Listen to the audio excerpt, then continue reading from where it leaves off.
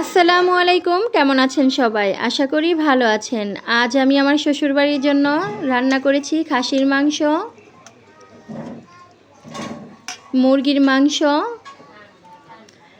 পাঙ্গাস মাছ আর বাটা মাছ দিয়ে বেগুন দিয়ে। কারণ কিছুক্ষণ পরে আমার যশোর চলে যেতে হবে, তাই ভাবলাম সবার জন্য রান্নাটা করে রেখে যাই।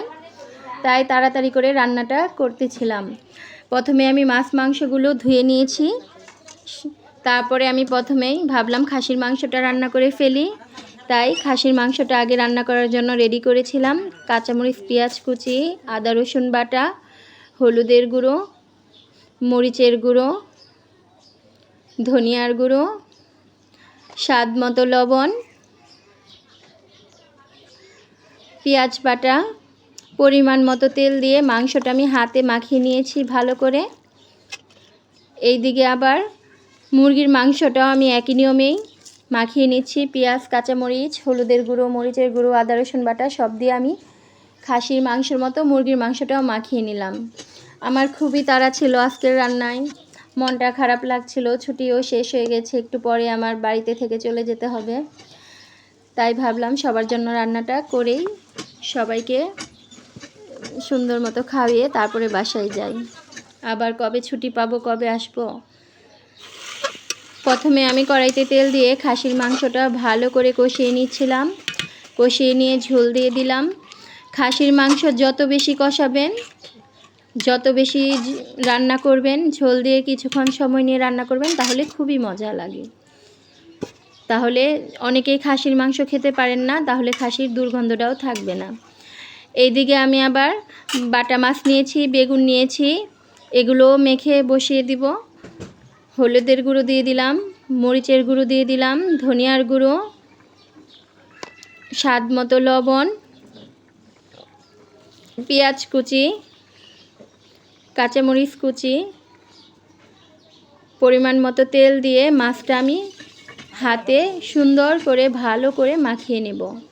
এবার পরিমাণ মতো ঝোল দিয়ে আমি বসিয়ে দিলাম। এইদিকে আমার খাসির মাংসটাও একটু দেখছিলাম যে হয়ে গিয়েছে নাকি। ঝোলটা অনেকটাই কমে গিয়েছে। এইদিকে আমি আবার মাছটা বসিয়ে দিয়েছি। দেখেন মাছটাও বলক চলে এসে গিয়েছে, মাছটাও হয়ে যাচ্ছে। এইভাবে বাটা মাছ রান্না করলে অনেক মজা লাগে, একবার বাসায় খেয়েই দেখবেন। এইদিকে খাসির মাংসের ঝোলটা কমে গিয়েছে, তাই এখন ব্রেস্তা আর জিরার গুঁড়ো দিয়ে দিলাম। এবার আর কিছুক্ষণ খাসির মাংস রান্না করব, তাহলেই মাংসটা প্রায় হয়ে যাবে। এইদিকে মাছেও আমি জিরার গুঁড়ো দিয়ে দিলাম, কারণ জিরার গুঁড়ো ছাড়া ভাজা জিরার গুঁড়ো মাছ মাংসে দিলে খেতে অনেক মজাও লাগে আর সুন্দর একটা ঘ্রাণও হয়।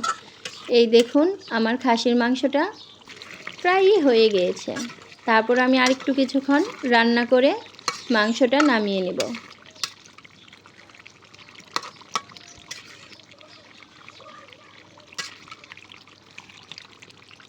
এই তো আমার খাসির মাংস হয়ে গিয়েছে। এবার আমি কড়াইতে পেঁয়াজ দিয়ে দিলাম। পেঁয়াজগুলো ভেজে মাখানো মুরগির মাংসটা এখন কষিয়ে নিচ্ছি।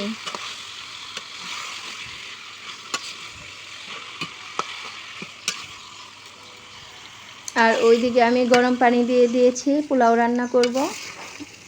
মাংসটা কষানো হয়ে গিয়েছে, এখন দিয়ে দিলাম ঝোল।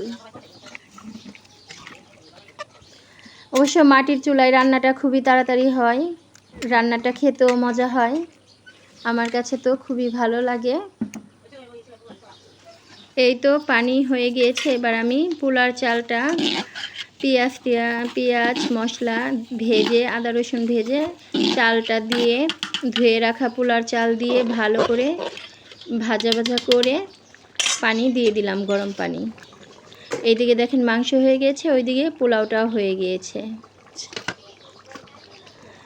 এবার আমি মুরগির মাংস নামিয়ে এই চুলায় আবার পাঙ্গাস মাছ দিয়ে দিব। প্রথমে কাঁচামরিচ পেঁয়াজ দিয়ে দিলাম, হলুদের গুঁড়ো, মরিচের গুঁড়ো,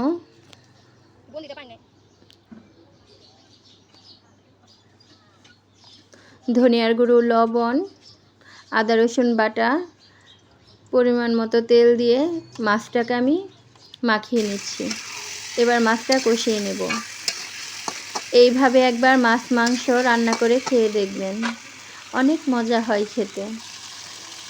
এই পাঙ্গাস মাছের রেসিপিটা আমি আমার শাশুড়ির কাছ থেকেই শিখেছিলাম। আমার কাছে এইভাবে রান্না করলে ভালোই লাগে।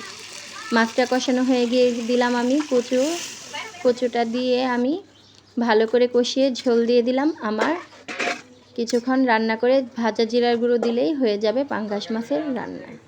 এই যে আমার সবগুলো রান্না হয়ে গিয়েছে। আল্লাহ হাফেজ।